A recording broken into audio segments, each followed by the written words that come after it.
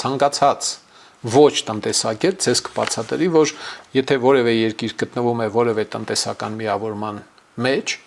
այսինքն ունի մաքսային եւ հարկային որոշակի պայմանավորվածություն մի խմբի հետ, շատ մեծ դժվարություններ պետք է ունենա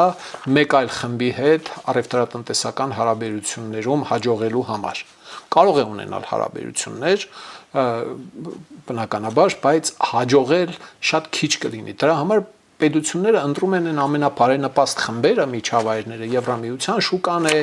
то չգիտեմ, Եվրասիական տնտեսական միության շուկան է, այնտեղ բնակչության քանակը ինչ է, այնտեղած բնակչության, այնտեղ մրցակցությունը ինչպիսին է, այլ ընտրանքներն ինչպիսին են, այնտեղ ինչպիսին են, վստահ չեմ, թե Հայաստանի իշխանությունները խորությամբ այս ամբողջը ուսումնասիրել են եւ համոզմունք ունեմ, որ եվրոպական 500 միլիոն մարդանոց շուկան ավելի նպատակահարմար է Հայաստանի համար, քան թե Եվրասիական տնտեսական միության կոնսուլագերական շուկան մեզ համար, պայմանականորեն էլի կոնսուլագերական։ Եվ Հայաստանը պարբերաբար ցույց է տալիս, որ ԴԻԱՏՄ-ից հրաժարվելու ցանկություն չունի, բայց դու մի ասա բուրըն ցանկություն ունի Եվրամիության շուկայի հետ գործ ունենալ։ Իսկ դա սովորաբար թանկ է նստում, եթե դու Եվրասիական տնտեսական միության մեջ ես։